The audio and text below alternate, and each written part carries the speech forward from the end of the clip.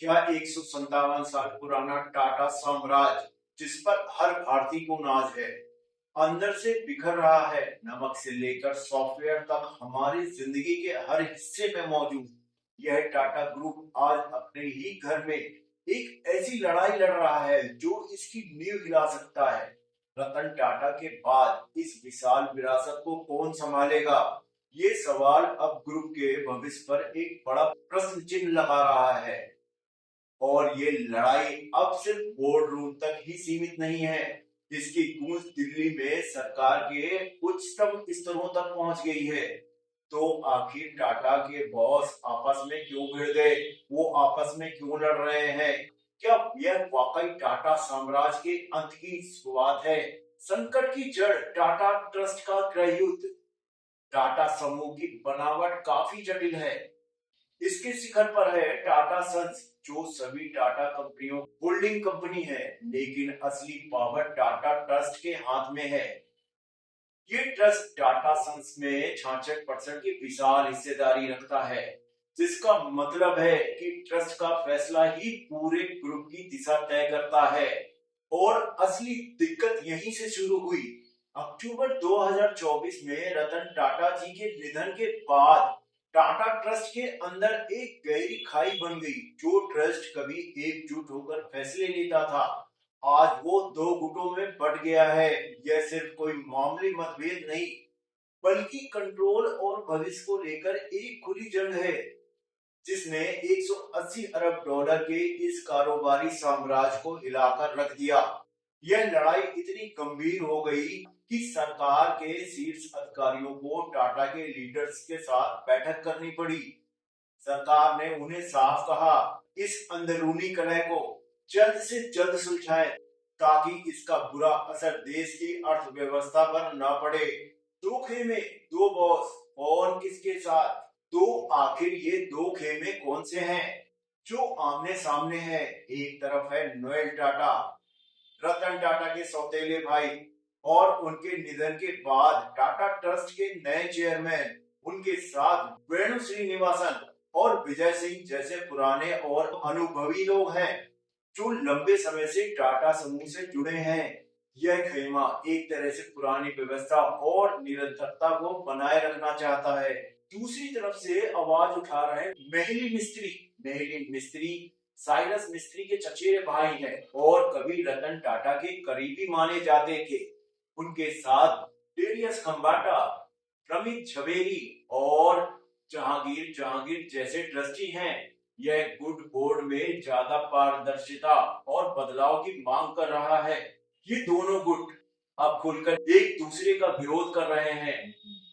मेहली मिस्त्री के खेमे का आरोप है कि नोएल टाटा और उनके सहयोगी उनसे जरूरी जानकारियां छिपा रहे हैं और उन्हें बड़े फैसलों से बाहर रख रहे हैं। यह सिर्फ अविश्वास नहीं, बल्कि टाटा के शीर्ष पर एक गवर्नेंस का संकट है। कुछ लोगों का मानना है कि मेहुल मिस्त्री नोएल टाटा को चेयरमैन के पद पर कमजोर करना चाहते हैं। वो चिंगारी जिससे आग लगी आईपीओ और कंट्रोल की लड़ाई। इस पूरी लड़ाई को तीन बड़े मुद्दों ने हवा दी। पहला मुद्दा था विजय सिंह का इस्तीफा। देश के पूर्व रक्षा सचिव रह चुके विजय सिंह टाटा सन्स के बोर्ड में ट्रस्ट के एक अहम प्रतिनिधि थे। सितंबर 2025 में जब दोबारा नियुक्ति का प्रस्ताव आया, तो मेहली मिस्त्री के गुट ने इसका कड़ा विरोध किया। उनका तर्क था कि 77 साल के विजय सिंह की जगह अब मेहली मिस्त्री को बोर्ड में भेजा जाना चाहिए, जो ट्रस्ट की बातों को ज्यादा मजबूती से रख सकते हैं। इस टकराव के बाद विजय सिंह ने खुद ही टाटा सन्स बोर्ड से इस्तीफा दे दिया, जिससे ट्रस्ट की दरार और भी गहरी हो गई। दूसरा और शायद सबसे बड़ा मुद्दा है टाटा सन्स का IPO. Reserve bank of India ने टाटा सन्स को एक upper layer non banking financial company NBFC का दर्जा दिया था। इस नियम के तहत कंपनी के लिए सितंबर 2025 तक स्टॉक मार्केट में लिस्ट होना, यानी अपना आईपीओ लाना अनिवार्य हो गया था। यहीं से असली जंग छिड़ गई। ट्रस्ट के कुछ सदस्यों, खासकर नोएल टाटा के खेमे को डर है कि अगर आईपीओ आया तो टाटा ट्रस्ट का टाटा सन्स पर से कंट्रोल कम हो सकता है। पब्लिक लिस्टिंग का मतलब है ज्यादा पारदर्शिता और शेयर होल्डर्स का दबाव, जो ट्रस्ट की पारंपरिक आजादी को खत्म कर सकता है। और तीसरा मुद्दा इसी से जुड़ा है, साकूर जी पलोंजी एसपी ग्रुप, जिसकी टाटा सन्स में 18.37% हिस्सेदारी है, सालों से टाटा सन्स के आईपीओ का इंतजार कर रहा है। वो अपनी हिस्सेदारी बेचकर अपने भारी वित्तीय दबाव से बाहर निकलना चाहते हैं। टाटा ट्रस्ट को डर था कि आईपीओ आने से एसपी ग्रुप का प्रभाव बढ़ सकता है। हालांकि अब खबरें आ रही हैं कि सरकारी दखल के बाद टाटा ट्रस्ट के 10 सदस्य आईपीओ पर अपने पुराने रुख पर दोबारा सोचने को मजबूर हुए हैं।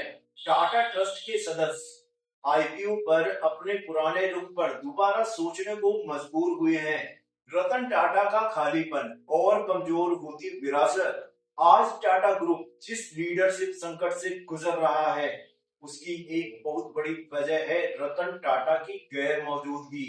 रतन टाटा सिर्फ एक चेयरमैन नहीं थे, वो एक पितामह थे जिनकी बात कोई नहीं टाल सकता था। वो उस गेंद की तरह थे जिसने इतने बड़े और अलग अलग कारोबारों वाले समूह को एक साथ जोड़कर रखा था। अक्टूबर 2024 में उनके निधन के बाद एक ऐसा खालीपन पैदा हो गया है जिसे भरना मुश्किल है। नोएल टाटा भले ही अब ट्रस्ट के चेयरमैन हैं, पर उनके पास वो करिश्माई अधिकार नहीं है जो रतन टाटा जी के पास था। जो मतभेद रतन टाटा के रहते कभी सतह पर नहीं आ पाते थे, वो अब खुलकर सामने आ गए। नोएल टाटा की लीडरशिप को सीधी चुनौती मिल रही है और यह लड़ाई अब इस बात पर आ गई है कि रतन टाटा के बाद असली बॉस कौन। लड़ाई का असर, डूबते शेयर, घटता भरोसा।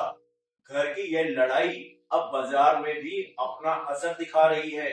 इसका सबसे बड़ा खामियाजा निवेशकों और टाटा ग्रुप की कंपनियों को भुगतना पड़ रहा है। साल 2025 टाटा समूह के लिए बेहद मुश्किल रहा। ग्रुप की सबसे बड़ी कंपनी टीसीएस की ग्रोथ धीमी पड़ गई और उसके शेयरों में भारी गिरावट देखी गई। टाटा मोटर्स की जैगवार लैंड रोवर की मांग में कमी और एक बड़े साइबर हमले ने कंपनी को मुश्किल में डाल दिया है। इसी बीच टाटा मोटर्स ने अपनी कमर्शियल और पैसेंजर व्हीकल यूनिट्स को अलग लिस्ट करने का बड़ा फैसला भी लिया है, जिसकी प्रक्रिया अक्टूबर 2025 में चल रही है।